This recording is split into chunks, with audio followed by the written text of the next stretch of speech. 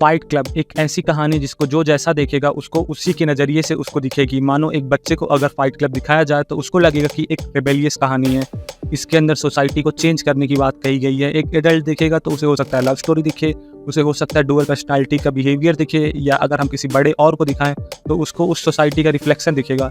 तो इसके अंदर एक इंसान है जो खुद को खो चुका है, सोसाइटी के हिसाब से जीता चला रहा है।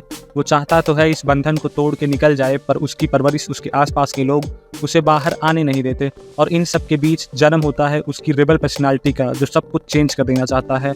और वो पर्सनालिटी भी एक एक्सट्रीम का ही रूप लेके आई है। एक तरफ वो अकेला है, वहीं इसके पास यानी दूसरी पर्सनालिटी के पास सब था, और वो हर वो कदम पे चल रहा था जहाँ पे सोसाइटी उसको मना करती थी कि यहाँ मत जाओ।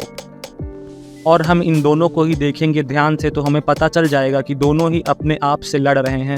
सोसाइटी में दोनों ही रह नहीं पा रहे हैं। अगर अकेलेपन वाली पर्सनालिटी दुखी है तो वहीं दूसरी पर्सनालिटी भी लोगों का ध्यान पाने की कोशिश में है, और उसके तरीके भी लोगों को चोट पहुंचा रहे हैं। मानो ऐसे जब हम एक स्केल में गुड और बैड को नापे तो लोग कहीं ना कहीं बीच में आएंगे, जो कि सोसाइटी के हिसाब से चल रहे हैं। यहाँ ऐसा नहीं है, एक अगर 1 to 10 में 1 है अच्छाई में तो दूसरा 10 है बुराई में, जबकि उनको इसके बीच में आना है। और वहीं से इस मूवी का सॉल्यूशन पार्ट शुरू होता है, या हम यूँ कह सकते हैं कि ये मूवी वहाँ पे सॉल्यूशन देकर भी जाती है, जो कि है प्यार, जो उसको मार्ला से मिलता है। उसकी पर्सनालिटी में टकराव वहीं आता है जब उसको मार्ला को बचाना होता है या उसको मारना होता है।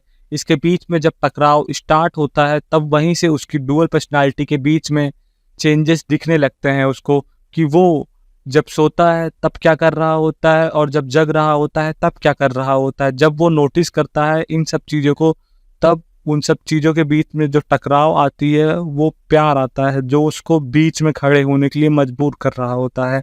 तो वहाँ से वो मूवी एक अलग टेक लेती है और एक परफेक्ट एंडिंग की तरफ बढ़ जाती है।